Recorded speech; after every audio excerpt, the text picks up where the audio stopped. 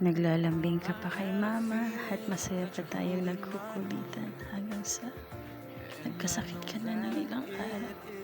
2 days kang nilalagnat kaya napagpasyahan na ni mama. Dalhin ka sa ospital, anak. And I know it's hard for you na nahihirapan ka din.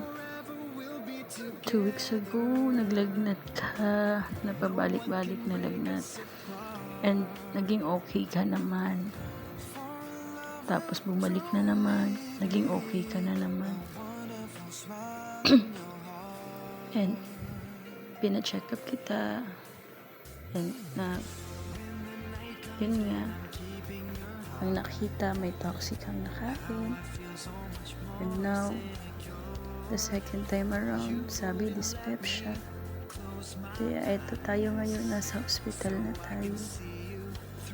Nakikita ko na yung paghihirap mo, pero nakikita ko rin yung lumalaban ka. Kasi this is for you, para gumaling ka na. We undergo some random test, laboratory, everything. And ang positive ka sa dengue. At ngayon naman,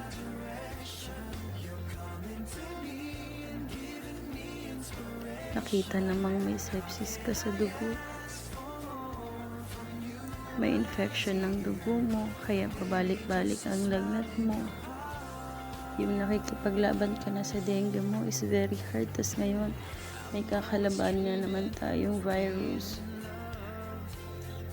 And hindi pa rin final yung CT scan findings mo. If it is true that you have IgTV in your stomach, kaya anak, laban lang tayo. Kasi hindi tayo pababayaan ni Lord. Lalaban lang tayo, na I know that you are strong at kayang-kaya mong labanan tong mga sakit na to. Also, you have parasites in your stomach. Kaya naman anak, go lang tayo, laban lang, at wag susuko, diba? Sabi mo, uuwi na tayo. Kaya anak, lumaban ka. Same with mama, together with family. Na alam naming matapang kang labanan lahat ng to. Nandito lang si mama lagi sa tabi mo. I love you, Carl. Ikaw yung miracle ng buhay ko.